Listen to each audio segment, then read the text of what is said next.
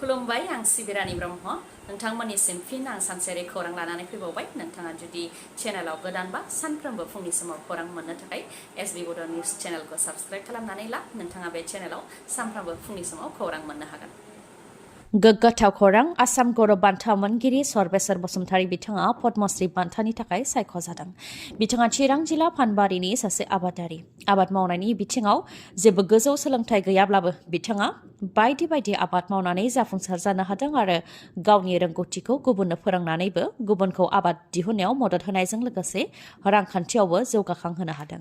सर्बेसर बसुमतारी बिथाङा कमला, थालिर, नारेंखल, माइ, लेसु, जुखाम, मैगं थाइगं बायदि बायदि आबाद मावो।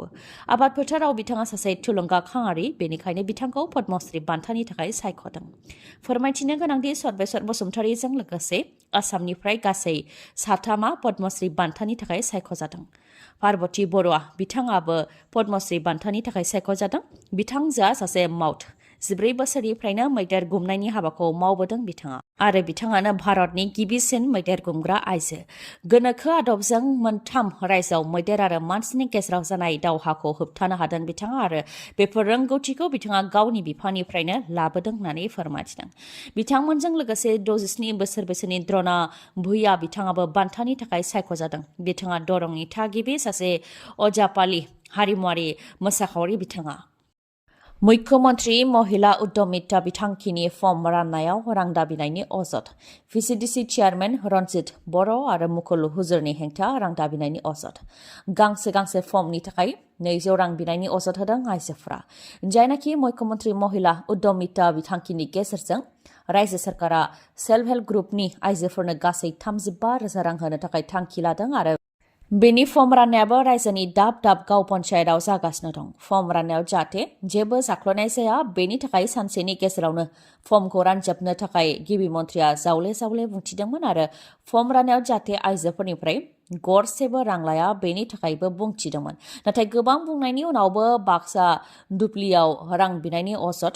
बागानपारा बियाबनि गेरुवानि भिसिडिसि मासिगिरि रनजित बर' आरो खाग्राबारि भिसिडिसिनि मासिगिरि मुकुल हुजुरा गांसे फर्मनि थाखाय 200 राङै बिदों होननानै अजद होदों आइजोफोरा। उनाव बे रां दाबिनाय खौरांखौ भिडिअ'आ मोननायनि उनाव भिडिअ'आ जाथाथिलियाव नुजाथिफैदों आरो फर्म राननानै होनाया उनाव गोजोनै जानानै थांदों। भिडिअ'आ फोरमायथिनाय बायदिब्ला फर्म राननायाव जाहाथे जाख्ल'नाय जाया बेनि थाखाय डिसि मावख'आव मिथिं जिरायनाय जाखादोंमोन आरो फर्मखौ जाहाथे मोनसे थिखानाय जायगानिफ्रायनो राननानै होनाय जायो। लोगोसे फर्मखौ जाहाथे जेरावबो लाङा आरो सानसेनि गेजेरावनो राननानै होयो बेनि थाखाय बुंथिनाय जाखादोंमोन। नाथाय गेरुवा भिसिडिसिनि मासिगिरि रनजित बर'आ फर्मखौ गुबुन जायगायाव लानानै थांदों आरो खाग्राबारिनि भिसिडिसि मासिगिरि मुकुल हुजुरा गावनि न'आवनो फर्मखौ लानानै थांदोंमोन होननानै फोरमायथिदों। उनाव खौरां मोननानै फर्मखौ लाबोनानै फैफिननाय जादों आरो आइजोफोरनो राननानै होनाय जादों होननानैबो फोरमायथिदों भिडिअ'आ। बेनि अनगायैबो जाथायखौ लानानै जिल्ला प्रशासननो अजद होनाय जागोन जाहाथे दायनिगिरिफोरनि हेंथा राहा लायो होननानै बुंथियो आरो बुंथिगिरिजों लोगोसे बिटिसिआवबो रिटेन लाइजाम हरनाय जागोन जाहाथे दायनिगिरि भिसिडिसिनि चेयारमेनखौ बिबाननिफ्राय बोख्लायो होननानैबो बुंथियो बिथाङा।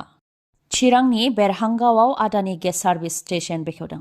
आदानि गेस बिफाननि प्रजेक्ट मेनेजार दिनेश देब शर्माजों लोगोसे भेन्डर बिष्णु ब्रह्म बिथाङा बेखेवनायाव बाहागो लादों।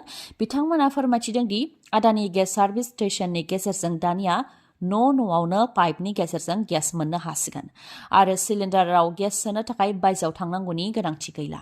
गिबियाव चिरांनि बेरहांगावनि 12 किल'मिटार जानथायसिमाव गं 500 न'खरनो बेनि सिबिथायखौ होनाय जागोन। नाथाय उननि समाव चिरां आरो बङाइगाव जिल्लानि गासैयावबो मोननो हागोन होननानै फोरमायथिदों। न'आवनो गेसखौ माबोरैहाय मोननो हागोन बेनि सायाव बिथांमोना फोरमायथिदों दि मोब्लिबनिया जेरै न'आव मिटार थायो थिग बेबायदिनो गेसनियाबो न'आव मिटार थागोन आरो मोब्लिबना जेरै थार थायो थिग बेबायदिनो गेसनिया पाइप थागोन, खालि पाइपआ हा सिंजों थांगोन। बे खाबुखौ लानो थाखाय मोब्लिबनि बायदिनो एखे खामानि जागोन। फोरमान बिलाइफोरनि बेलायावबो मोब्लिब फोनांजाबनो थाखाय जि फोरमान बिलाइनि गोनांथि बेखौनो होनो नांगोन होननानै फोरमायथिदों।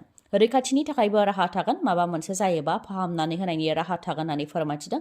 लोगोसे गेस बाहायनायनि बिला मिटारनि सायाव सोनारगोन, अदेबानि मिटारावनो जाखांगोन होननानै फोरमायथिदों आरो बेखौ माबोरैहाय मोननो हागोन बेखौ जिल्ला प्रशासननि गेजेरजों फोसावनानै होनाय जागोन। बेनि उनाव फर्म फिलआप खालामोब्लानो गेसखौ मोननो हागोन होननानै फोरमायथिदों आदानि गेस सार्भिसनिफ्राय। आरो 1 बोसोरनि गेजेरावनो खामानिखौ फोजोबनानै बेनि उननिफ्राय सिबिथाय होनायखौ जागायजेनगोन होननानैबो फोरमायथिदों। 22 जानुवारि 2024 अदेबानि थांनाय बावैसो सान सिगांसो उत्तर प्रदेशनि अयोध्यायाव राम थानसालिखौ बेखेवनानै होनाय जादों। नाथाय बेखेवनाय लोगो लोगोनो सुबुंफोरनि अदेबानि सिबियारिफोरनि दान होनायजों बुंफबदों राम थानसालिया। बेखेवनाय सानखालिनो अदेबानि 22 जानुवारियावनो अनलाइननि गेजेरजों सानसेयावनो 3.17 लाख रां दान होदों। रिपर्टनि बायदिब्ला थानसालिखौ बेखेवनायनि अखानायैनिफ्रायनो सानफ्रामबो 5 लाखनिबो गोबां सिबियारिफोरा थानसालियाव नुजाथिहैदों। सिबियारिफोरनि मादाव खायफाया नोगोद रां दान होदों, खायफाया चेकनि गेजेरजों दान होदों आरो खायफाया ड्राफ्टनि गेजेरजों दान होदों। बेनि अनगायैबो खायसेया सना रुफा होनानै दान होदों जाय सानथ्र' हाया। फोरमायथिनाय बायदिब्ला मोन 10 डनेशन बक्स अदेबानि दान लाग्रा बक्स होनाय जादोंमोन, जाय बक्सआ बे सानसे साननैनि गेजेरावनो रांजों आबुं जादों। दा रांखौ दिहुननानै स्टेट बेंकनो दैथायहरनाय जाबाय आरो स्टेट बेंकनि मावथिफोरा रां साननायनि हाबाखौ मावगासिनो दं। रांजों लोगोसे 101 केजि सनाबो दानाव मोननो हादों। बेनि मादाव खायफाया सनानि मुकुट होदों आरो खायफाया सना आरो तामाजों बानायनाय थुंग्रिबो दान होदों। फोरमायथिनाय बायदिब्ला थुंग्रिखौ मुम्बाइनिफ्राय लाबोनाय जादोंमोन। गोदो गोदाय छत्रपति शिवाजीनि आर्मिनि थाखाय बे थुंग्रिखौ बानायनाय जादों। गासै 80 केजिनि 7 फिट 3 इन्सि होननानै मिथिहोदों।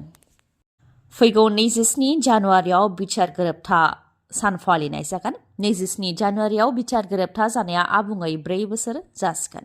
बिचार गोरोबथा सानजों लोब्बा लाखिनानै बिटिसिनि हाग्रा बिफाननि इएम रनजित बसुमतारिया मुंख्लं नखरफोरनि थाखाय मोनसे गाहाम रादाब लानानै फैदों।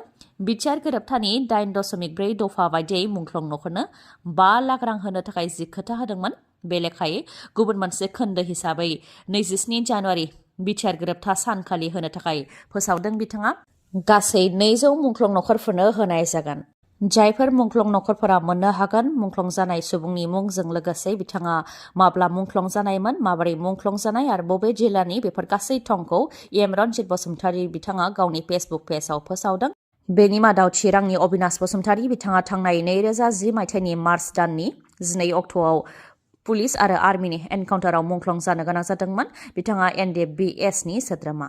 बिथांनि अनगायैबो अबिसन नार्जारी बिथाङाबो चिरां जिल्लानि थागिबि। बिथाङाबो आर्मिनि एनकाउन्टाराव थांनाय 2014 मायथाइनि मार्च दाननि 6 अक्ट'आव मुंख्लं जानो गोनां जादोंमोन।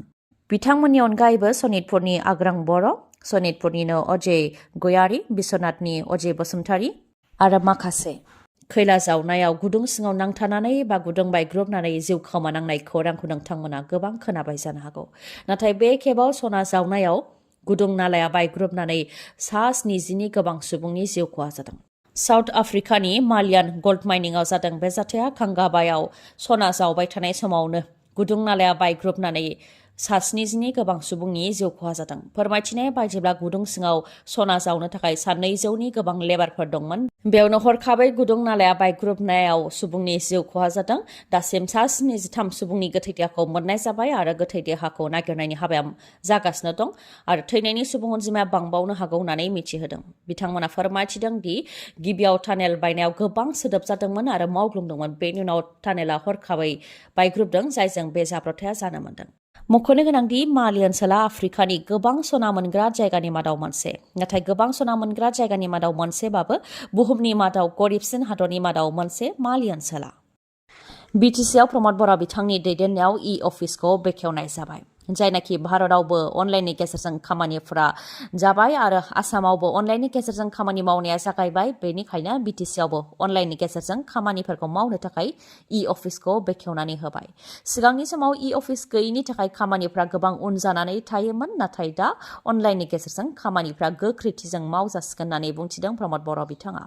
बिटिसिनि इएम एमसिएलए बिथांमोनहाबो फाइलिंनि गेजेरजोंनो खामानि मावनायखौ जागायजेनसिगोन होननानैबो फोरमायथियो बिथाङा। बिटिसिनि प्रिन्सिपाल सेक्रेटारिनि दैदेननायाव सेक्रेटारि आरो सिएसटिफोरनो ट्रेनिं होनायखौबो जागायजेनबाय होननानै फोरमायथिदों। दिनै 26 जानुवारि सुबुं खुंथाइ सान। 75थि सुबुं खुंथाइ सानखौ दिनै भारत नाङैनो फालिगोन। दिनैनि दिनाव भारतनि संबिजितखौ बाहायजेननाय जादोंमोन। थांनाय 26 नभेम्बर 1949 मायथाइयाव संबिजितखौ लाबोजेननाय जादोंमोन आरो 26 जानुवारि 1950 मायथाइयाव बेखौ बाहायजेननाय जादोंमोन। जायनि गेजेरजों उदाङै बुंनो हानाय मोन्थाय, उदाङै थानो हानाय मोन्थाय, खौसेथि, गोजोन बायदिफोरखौ मोननो हादोंमोन।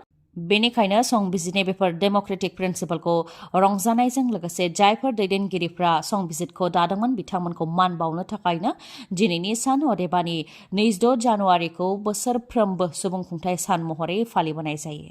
भारतनि राजथावनि दिल्लीआव गाजा गोमजायै दिनैनि सानखौ फालिनाय जागोन।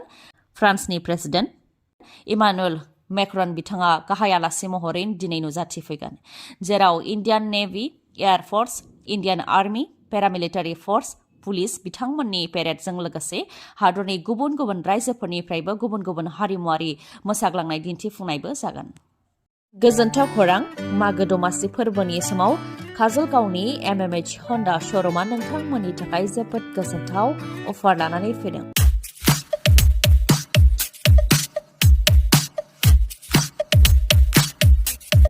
हन्डा SP 160 सीसी मटर साइकेलखौ नोंथांमोनहा 7,999 रां डाउन पेमेन्ट होग्रोनानैनो बायनो हागोन। बेनि अनगायैबो स्कुटिखौ 15,000 डाउन पेमेन्ट होग्रोनानैनो बायनो हागोन।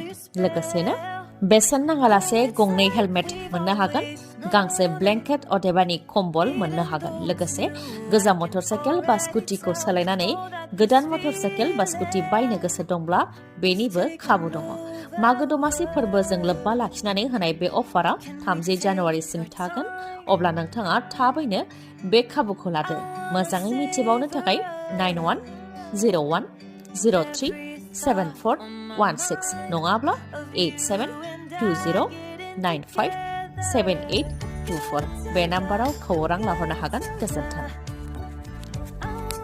खौरांखौ जोबजासे नायनायनि थाखाय गोजोन्थों। नोंथाङा जुदि खौरांखौ मोजां मोनदोंबा अन्नानै लाइक, कमेन्ट आरो शेयार खालामनो दाबाव। गोजोन्थों।